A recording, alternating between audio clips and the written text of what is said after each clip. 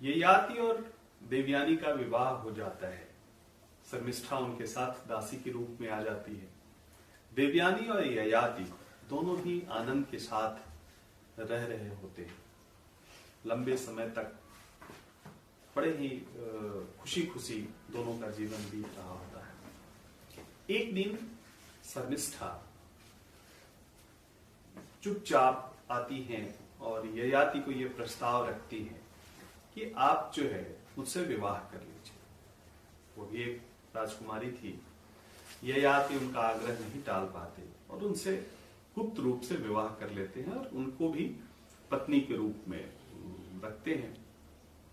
ये बात देवयानी को काफी दिनों तक पता नहीं चली। जब एक दिन किसी ने उनको ये बताया कि शर्मिष्ठा जो है वो भी ययाति की पत्नी बन चुकी है, इस बात से बहुत ही क्रुद्ध हो जाती है और पति को भी भला बुरा कहती हैं और शर्मिष्ठा से भी काफी दुखी हो जाती हैं और दुखी होकर के पहुंच जाती हैं शुक्राचार्य के पास में और पूरी बात बताती हैं। कहती हैं कि शर्मिष्ठा ने जो है अपना वचन जो है भंग कर दिया और इधर ययाति ने भी मुझे दुख पहुंचाया है। इस पर शुक्राचार्य बहुत क्रोधित हो जाते हैं। क्रोधित होकर के शाप दे देते हैं ययाति को, क्या कि वो बूढ़ा हो जाए, जवानी उनकी खत्म हो जाए, वो बूढ़े हो जाए।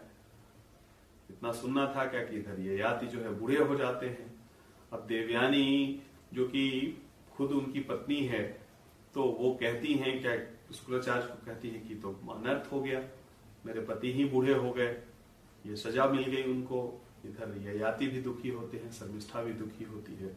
ययाति पहुंचते हैं शुक्राचार्य के पास में और कहते हैं कि ये तो भूल हो गई है मुझसे, लेकिन इस तरीके का शाप जो है मेरे लिए उचित नहीं होगा, आप उनको क्षमा कर दीजिए।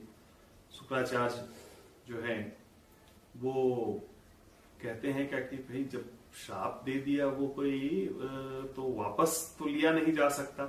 हाँ, एक चीज है, मैं तुम्हें इतना जरूर कर सकता हूं कि अगर कोई व्यक्ति जो जवान है वो अगर तुम्हारा बुढ़ापा लेना चाहे तो उसका यौवन तुम्हें मिल सकता है। तो किसी को तैयार करो जो तुम्हारा बुढ़ापा लेने के लिए तैयार हो जाए। ययाति के 4 पुत्र थे, तो किसको कहें, राजा ठहरे कि भाई मेरा जो है आप बुढ़ापा ले लीजिए और यौवन दे दीजिए। वो अपने बड़े पुत्र के पास जाते हैं, कहते हैं क्या कि भाई आप ऐसी ऐसी बात है, मुझे तो शाप मिल गया है, तो आप अगर चाहिए तो मेरा बुढ़ापा ले लीजिए और मैंने तय किया है कि जो मुझे अपना यौवन देगा मैं उसको ये राज ही सौंप दूंगा।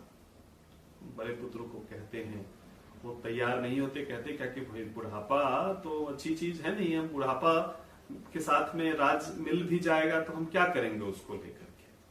जब हम शरीर से ही दुर्बल होंगे तो हम कैसे राजकाज चला पाएंगे।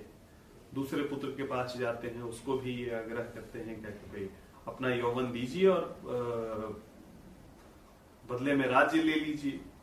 वो कहते हैं क्या कि भाई मुझे ऐसा राज नहीं चाहिए जब यौवन ही नहीं रहेगा। हम जब खुद अपनी नित्य क्रिया के लिए और अपनी जरूरतों के लिए हम दूसरों पर निर्भर रहेंगे तो हम राजा बन के करेंगे क्या। तो मुझे आपका राज नहीं चाहिए, मैं अपने यौवन के साथ ही संतुष्ट और खुश हूं। इसी तरीके से तीसरे पुत्र के पास जाते हैं, उनको भी आग्रह करते हैं, लेकिन वो भी तैयार नहीं होते। अंत में उनके चौथे पुत्र थे पुरु, जो उनसे जब आग्रह करते हैं तो वो बड़ा ही पितृभक्त थे, वो तैयार हो जाते हैं। सबसे छोटे थे लेकिन वो तैयार हो जाते हैं, कहते हैं कि कोई बात नहीं पिताजी, आप हमारा जो है ले लीजिए यौवन। इस तरीके से पुरु अपना यौवन दे देते हैं और ययाति का बुढ़ापा ले लेते हैं और साथ में पुरु को राजा भी बना दिया जाता है। तो पुरु जो है अच्छे से राज चलाने लगते हैं। लंबे समय तक ययाति जो है यौवन जो पुरु का उनको मिला था उसको लेके अपना सुख का भोग करते हैं, भोग विलास का जीवन जीते हैं। बाद में उनको ये एहसास होता है क्या कि ये भोग विलास का जो जीवन है इसमें चाहे आप कितना भी डूब जाएं, कभी भी इससे मन तो भरता नहीं है। तो वो तय करते हैं कि पुरु के पास वापस जाएं और बताते हैं क्या कि भाई ये तो ऐसी चीज है क्या कि इससे कभी मन भरेगा ही नहीं। तो ऐसा है कि मैं अब चाहता हूं कि मुझे वापस जो है बुढ़ापा मिल जाए और मैं तुमको तुम्हारा यौवन वापस कर देता हूं और उसके बाद मैं वनवास को चला जाऊंगा, क्योंकि अब मैं ऐसे भी गृहस्थ जीवन मैं नहीं जीना चाहता, मैं संन्यास लेना चाहता हूं। इस तरीके से ययाति जो है पुरु को उनका यौवन सौंप के वापस वनवास की ओर चले जाते।